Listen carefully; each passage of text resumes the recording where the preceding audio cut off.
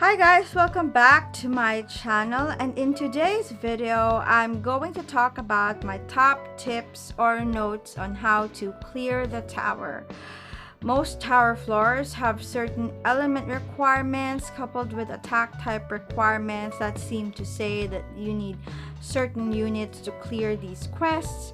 For some players, they have the units to clear, and for some with a bigger budget, they have the ability to brute force most of the content with their high tier cards and units, but that would be a whole other topic to discuss.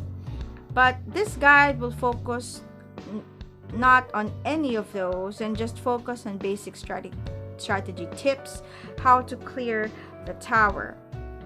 I will be starting with beginner tips, then slowly go down to more advanced ones. There is a lot to unpack, so hold on. My first tip, of course, for beginners is don't go in blind. Check the enemy's resistances and attack capabilities before going in. The enemy stat is like your cheat sheet to base your strategy on. You can access this by clicking the map button and tapping the enemy and clicking on the magnifying glass button. But what's the use of a cheat sheet if you can't read it or make any sense of it? So this is where I can help you out. You can apply this in live PvP as well, but that requires a little bit more skill than PvE because there's a time limit. First, there is the stats. There are a lot of numbers to look at, but the first thing that I suggest you look at is the def and SPR value. This tells you how tough they are versus physical and magical attacks.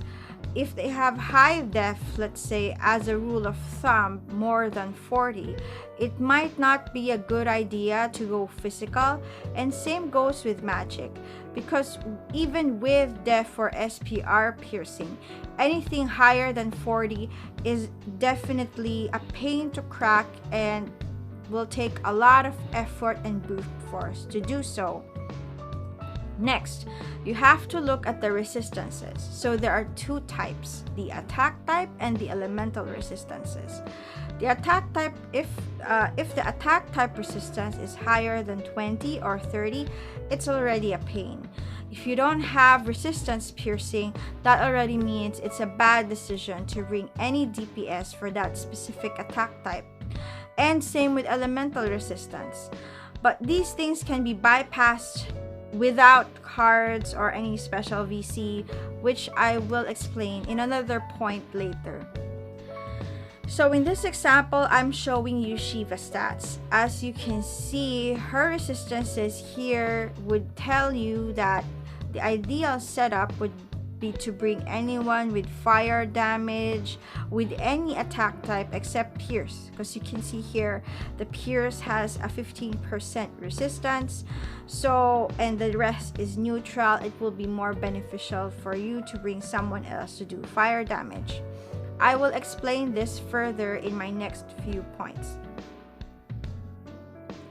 Next is you look at status ailments, with bravery and faith. The status ailments tell you what status ailments you can use to crowd control certain units. You would need to check their faith as well in order to know whether you would be successful in applying the status ailment, because as you know, status ailment success computations are faith-based. I will have a link in the description on how it's computed, so you can check it out yourself. Other stuff that you might consider are the enemy's agi. Are they too fast or slow? This tells you whether you need an agi card to keep up or not. Another is HP. If the enemy HP is too high, it would be a good idea to apply poison on them or bring units with poison limit breaks for more success on applying it, so long as the poison is not nullified in the resistances. My next tip would be to turn on the initial placement on your party screen or the embark screen. This is because You don't know which slots on your party leads to what position in the tower floor. By turning on initial placement, you're allowing yourself to adjust your party members to the enemy's positioning as you see them. Because with initial placement, you can see where the enemies are placed and you can adjust your formation where you want to put your units.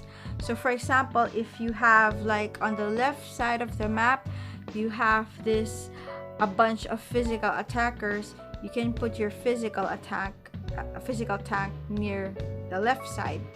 If you have a bunch of magical attackers on the right side, you can put your magical tank near the right side. Or for example, on the left side, you have a whole bunch of units weak to magic grouped together on the left side. You might want to put a magic DPS with an insta-cast AoE to clear that side immediately. So having initial placement turned on allows you to make those small adjustments with your team. My next tip would be to bypass resistances by investing in non-element attacks and non-attack type attack jobs. Okay, what are those things? Let's start with the non-elemental attacks first. These are attacks that bypass the enemy's elemental resistances. So if you're not familiar with how these works yet, I have a video that explains how it works and I'll link it in the description.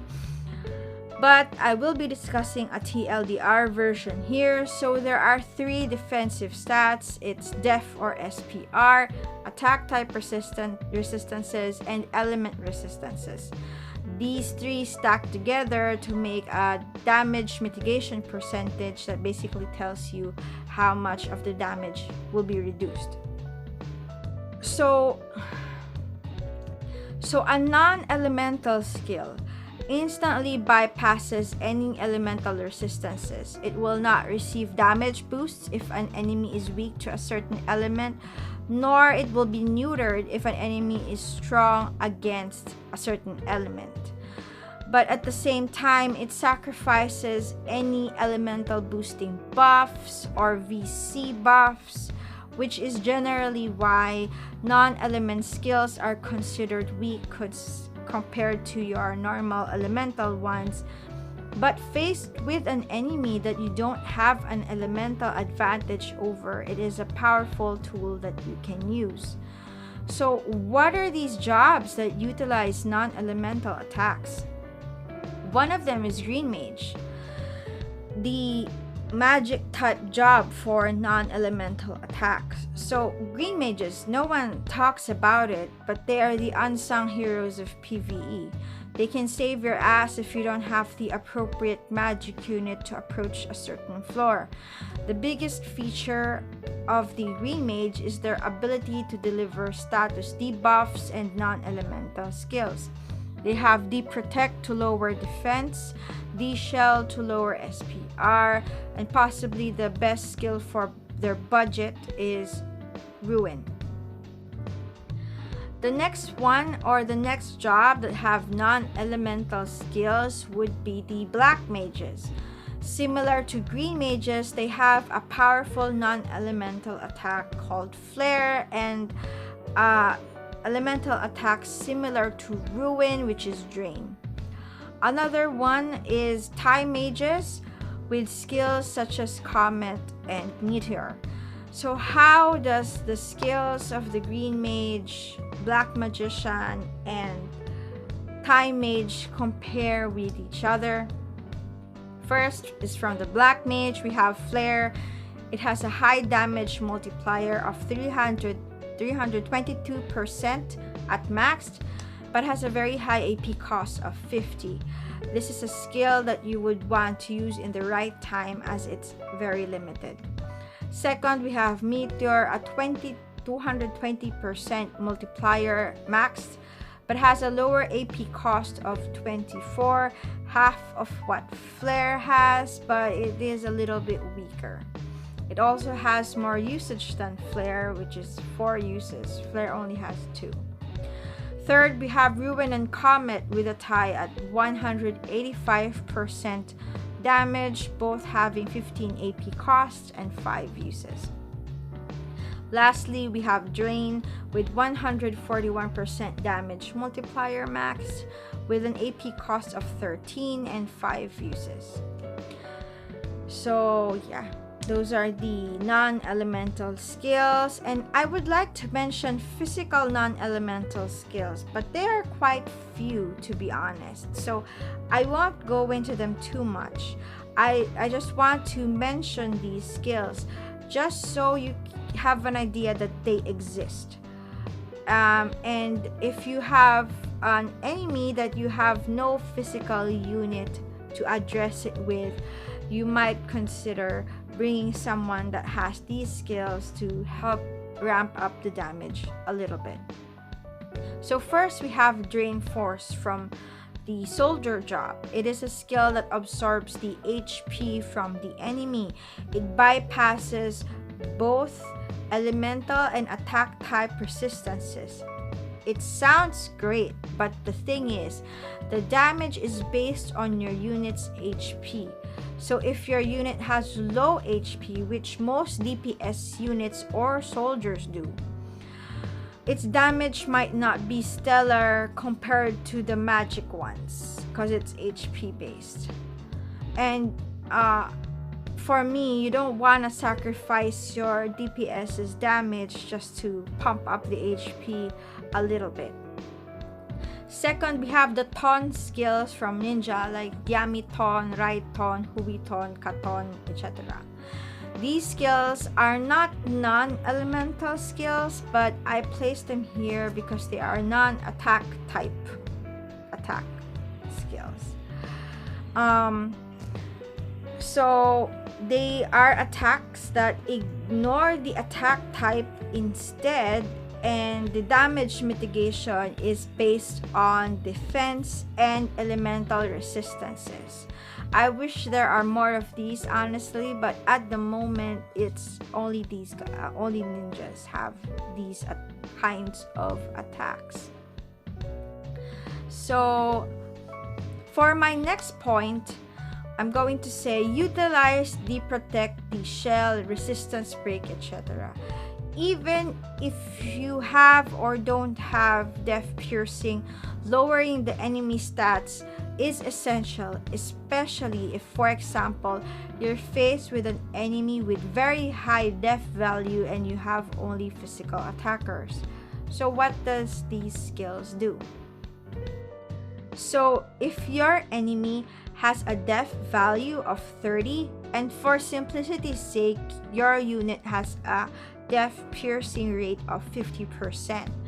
This means your unit, when they attack the enemy, ignores 15 points of the enemy's defense, because 50% of 30 is 15. While the Protect, on the other hand, removes a flat value of 25 points of defense for 3 turns, regardless of the death amount, because it's not a percentage, it's a flat amount. Since this is a debuff, all of your units will benefit from it, compared to Death Piercing, where only the unit buffed with it or has it benefits. I would like to note that the Protect or the Shell mostly trumps Death Piercing at around less than 50 defense or so. Like as my example earlier, if the enemy has 30 defense, 25 is higher than 15. But once they reach 50, they even out. Like both of them, let's say, has 25, and then above that, Death Piercing trumps over Death, generally speaking. But the truth is, Death Piercing kind of doesn't go over 50 that much unless you have very, very good cards.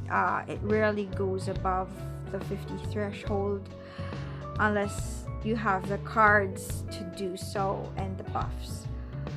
So not to mention that the Shell, the Protect, and SPR and Death Piercing can definitely stack, can definitely work together. So always utilize these things. My next point would be to utilize status ailments. So status ailments are basically status effects that can impair an enemy, like sleep, poison, and confuse. These status ailments help with crowd control if you can't clear enemy waves fast enough. There are a lot of status ailments in the game, and there is a question of which is useful in certain situations. So I will try to briefly give you a lowdown on which status ailment is useful for which situation. The first is Charm. This is the ability to make your enemy your ally. They attack other enemies for you and can even heal or buff you. It's like they fall in love with you in 3 turns or something.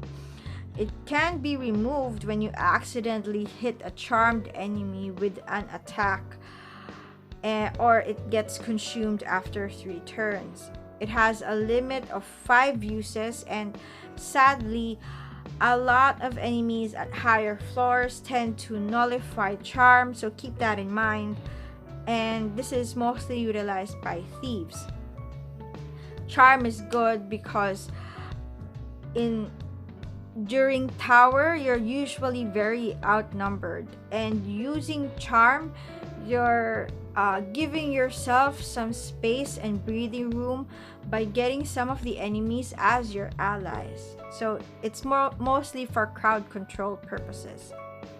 Next is Stop. It is a status ailment that stops both attacks and movement from enemies, and it lasts 3 turns.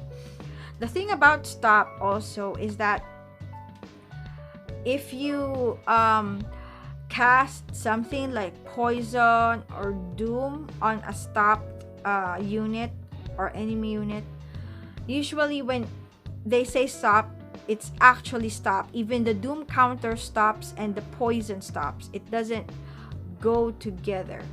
So just something to keep in mind. The next is Doom. Not a lot of people utilize Doom because of its low success rate, but it's a great skill that you can stack with other status ailments. Doom is basically a countdown until the enemy unit instantly dies. So I would suggest that this is something you stack over another status ailment that disables or pins down the enemy unit. Next would be Disable. It is a status ailment that prevents enemies from using skills or normal attacks, and it lasts for 3 turns. Similar to Charm, higher floors tend to nullify this on enemy units. And the fact is, enemy units start using them as well. So yeah, take note of that. And lastly, we have Poison. This is a great skill against high HP bosses, since Poison damages the bosses based on a percentage of their HP. This is a great way to take down an enemy unit you might be experiencing trouble with. Same with all status ailments. This debuff lasts for 3 turns. There are other status ailments that I would not go into detail, to just refer to this chart. It will take more time if I go over them one by one. I just went ahead and discussed like a few great ones. You can actually also stack status ailments to make it more effective. Some examples include Poison plus Disable, Doom plus Disable, Charm plus Doom. That's scary because your enemy fights for you while their death, their countdown of death is rolling. So you have Doom plus Sleep and Sleep plus Poison. Yes, the enemy unit does not wake up even though they are poisoned, and then they fall asleep. So these are combinations that will allow you to pin down an enemy and at the same time kill them indirectly. So there. My next tip would be to bring status ailment TMRs and weapons. Eventually in tower you would be losing a lot of AP, but you would notice that you still have enemies to kill and have to resort to normal attacks. But normal attacks is not really good in tower. That's why I would suggest you might want to equip your units with TMRs that deliver status ailments, such as those that I discussed earlier. This is so that even though you're using normal attacks, you still have the capability to crowd control the enemy or pin down other enemy units, even though you're not casting a skill.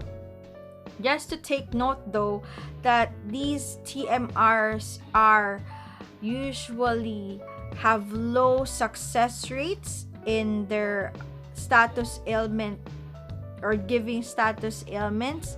So usually you have to look at the enemy's stats to see which is most effective to bring. There are also weapons. Besides TMRs, there are also weapons that deliver status ailments, just like Sleep Blade that gives sleep to the enemy. So that's just something to note of. My next point is to use Sieze AP, AP break, and TP break, and they are your best friends. Besides status ailments, there are other ways to render an enemy unit useless, like using these skills. What these skills basically does is that they take the enemy's AP or TP, and essentially most of the time they reduce it to 0, which forces the AI to attack with normal attacks. By reducing the amount of AI that uses skills, this essentially increases your whole party's survivability. Again, the point of using this is to provide crowd control that helps your units breathe through the battle. This point is more related to the tower, as AI for brutal challenges I wouldn't actually recommend this because the AI tends to not use these type of skills. My next tip would be maybe a tip that if you have just extra visors. My tip would be to reset espers for specific eater and killer skills that's applicable to the floor. As I've said, I would recommend this only for maxed espers or close to max, at least 2-star level 50 or 60. And if of course you have the viz to spare and you would need an extra boost for a specific floor. Also, you have to have maxed resonance with this esper because there's no point in using an esper that cannot provide you with good stats. So why do I say that you need to have a maxed esper for this one? Well, because you want to get the full eater ability of the esper, or the plus 25% damage bonus, which usually requires a lot of points from the ability board to be opened. Why I would recommend to get the 25% eater? It is because most eater abilities on the esper ability board. Why I would recommend this? It's because most eater abilities on the esper ability board reaches up to 25% damage bonus. This is the highest damage bonus you can get against an enemy on any esper board. than say getting slash attack up, which just always adds to 15%.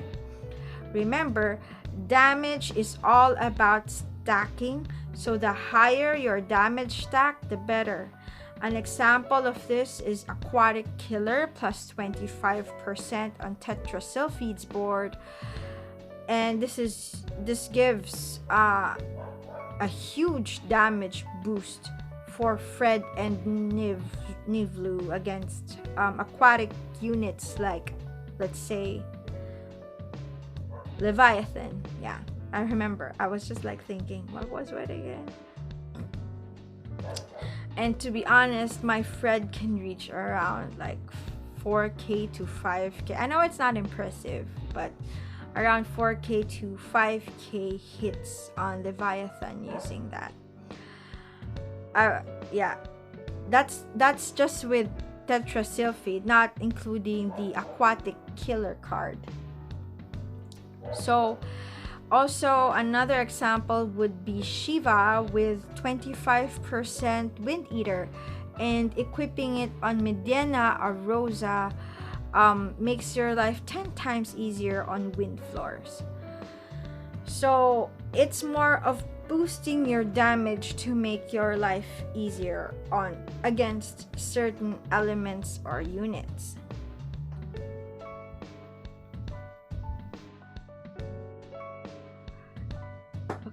So